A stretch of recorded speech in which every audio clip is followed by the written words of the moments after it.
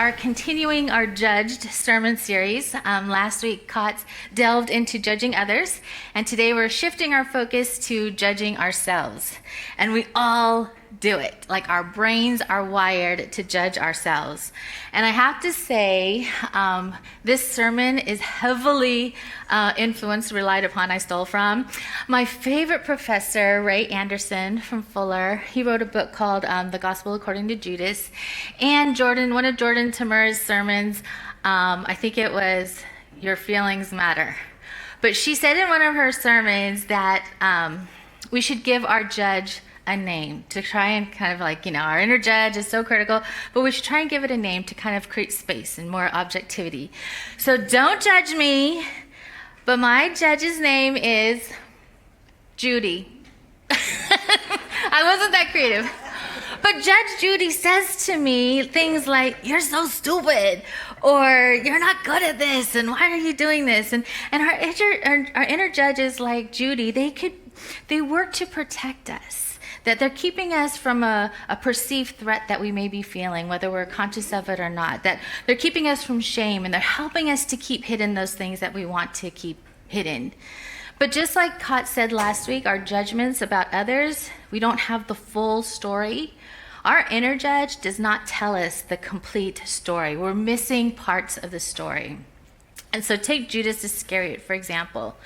Judas was one of Jesus's disciples, and he's known, right, for betraying Jesus. It's like so solid in our mind that he was the betrayer. And Judas's inner judge, we could say, oh, it probably happened. We don't really know because we weren't there, but we do know that Judas was human. So, his inner judge, just when he betrayed Jesus, it tormented him with thoughts of failure and guilt and shame, and until it overwhelmed him so much that he took his own life. And we just want to say that during difficult times, it's important to remember that we're not alone. And it's so much easier said than done. And it's so, we feel so alone. But if you or someone you know is experiencing thoughts of suicide, we want to support you. And so, we want to encourage you to find a therapist. We want to, if it's an immediate, if you need immediate assistance, to call 988. And visit our website. Website has a mental wellness page that has resources that could be helpful. And our pastoral staff, we're here for you because your well-being matters. And we know that this is a really serious epidemic that's going on in our world, especially after COVID. So your well-being matters to us because we know that our inner voice can be so cruel and so unrelenting.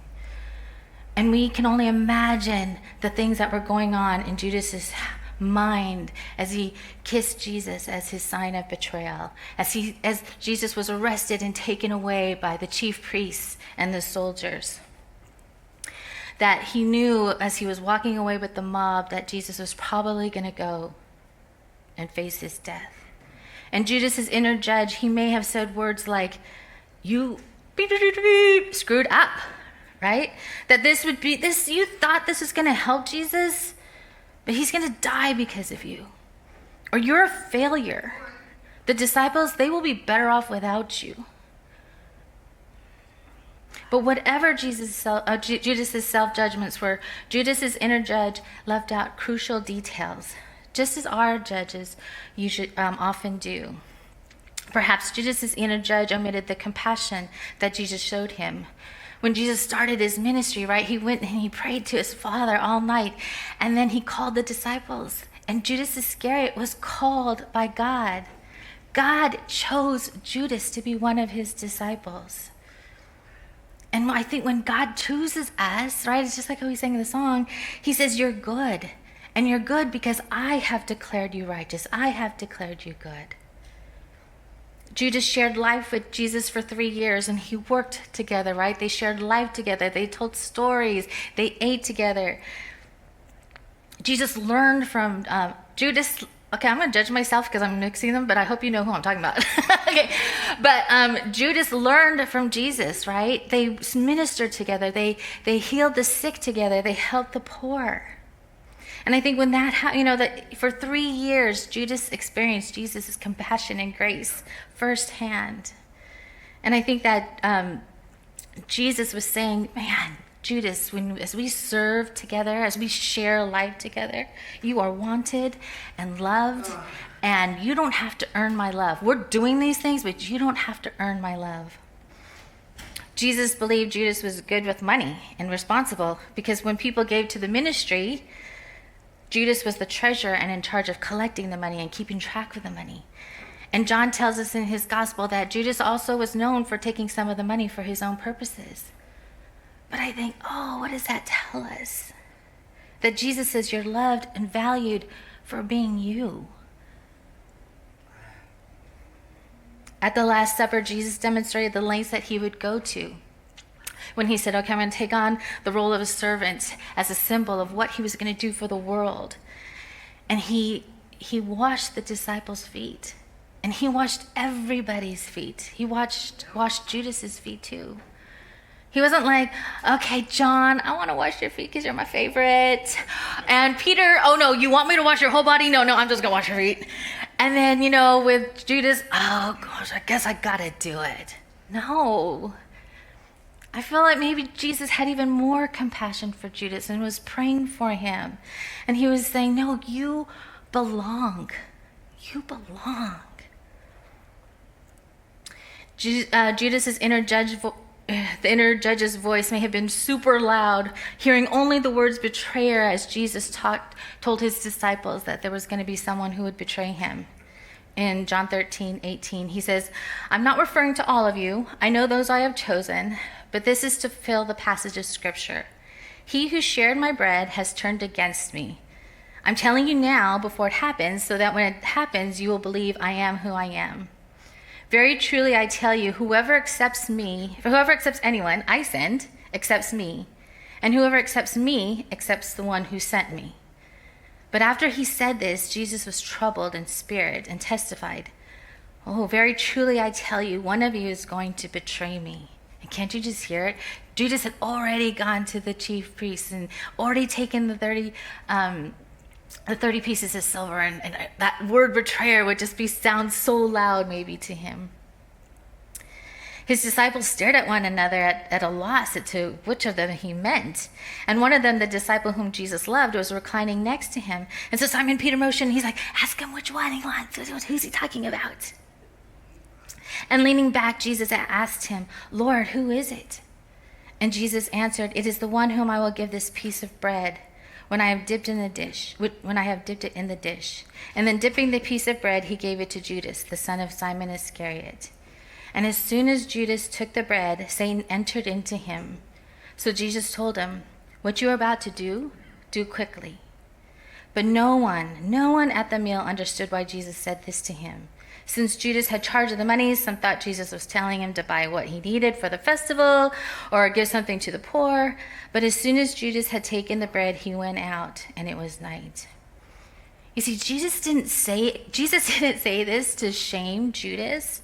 He told them as an act of his grace so that they would know what was going to happen, and that when it happened, they would know who Jesus was and what he was trying to do. What he was doing encompassed a spiritual realm. It had to do with, things, forces that, what God was trying to do, and that forces that were opposing what God was doing. So it wasn't like Satan possessed Judas in any way, but it was more like what Judas was going to do was in opposition of what God was trying to do.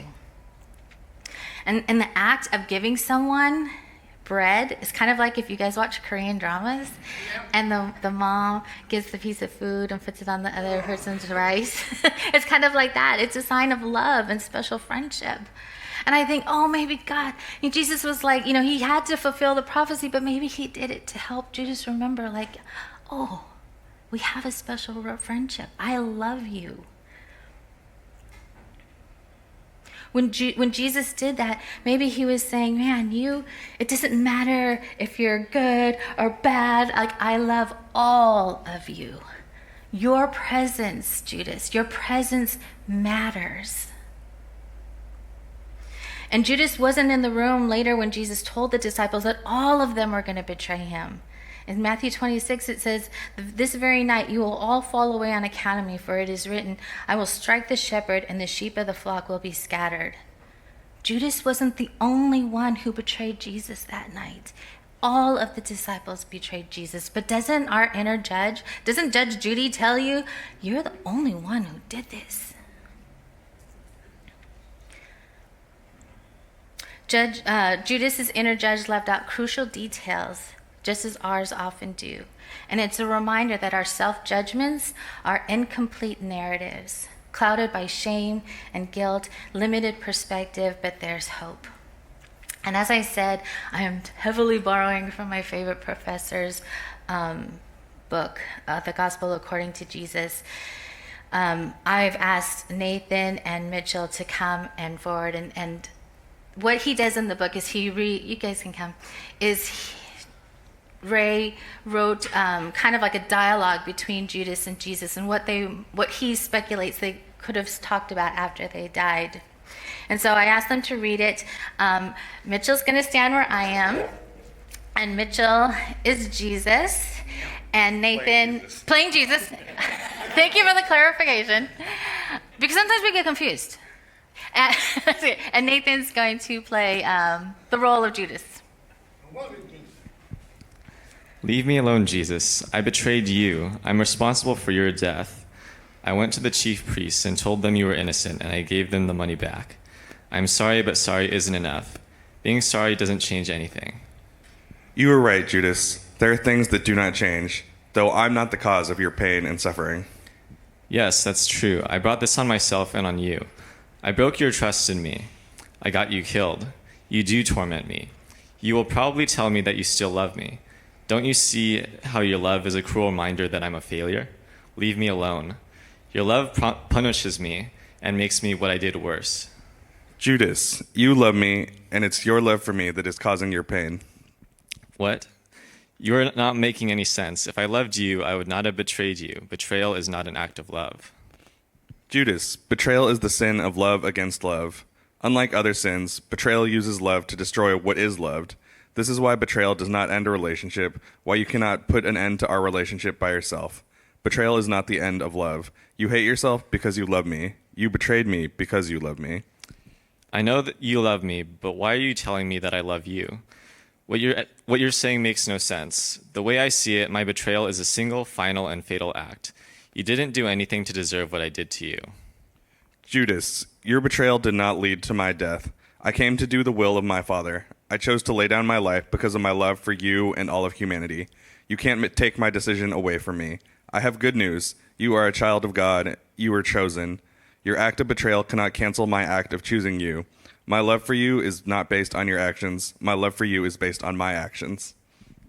Thank you. Please give them a hand.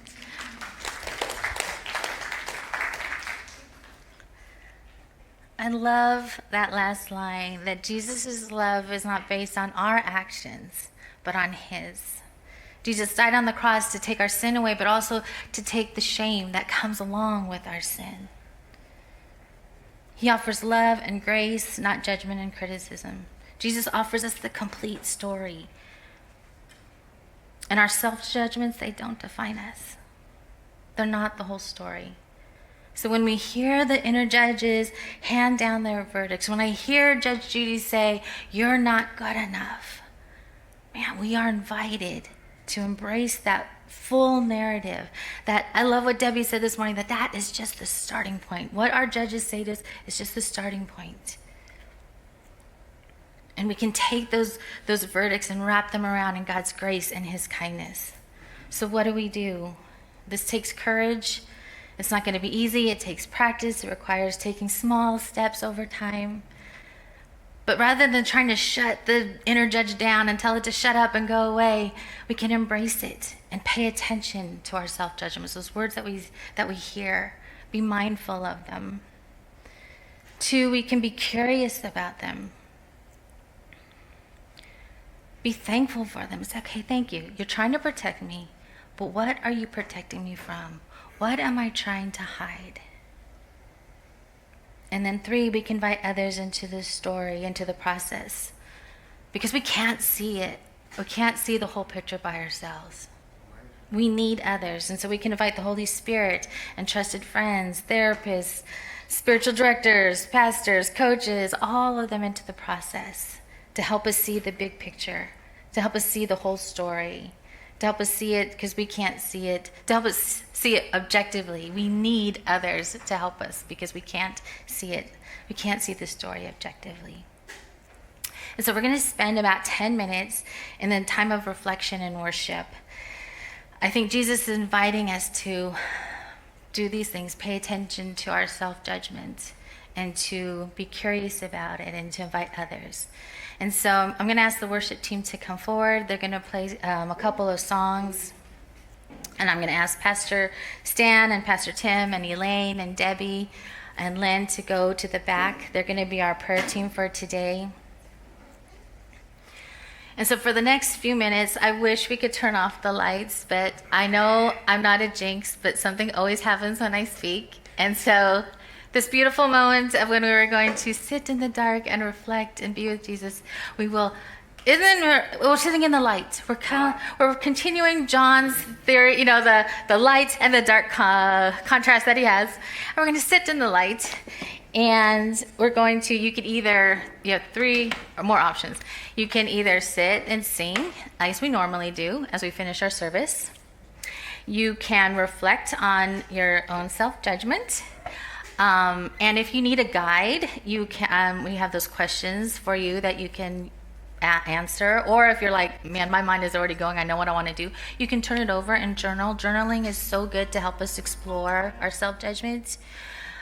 Or you could receive prayer. I can't tell you enough. If you want to hear a story of what happened to me this week, it was so nice to have other people help me see the bigger picture. And so if you need someone to come and help you see the whole story, I invite you to please go up and see. The prayer team is here to pray a blessing on you. And if you are like, I don't want to go by myself, that's okay. Ask a friend to go with you to receive prayer. And friends, if you're like, oh, no, I need this time. I can't go with them. I give you permission to say no. They can find someone else to go with them. But this is really just our time just to be with Jesus. Our time just to sit and soak in his love and in his grace. And so we'll do this for 10 minutes. And then as always, I'll close our time in a word of prayer. And then we'll do refresh. But just know that these next 10... It's only 10:35. Maybe you guys can play extra long, and just give us time to, just really be with Jesus and be in his presence. So let me pray.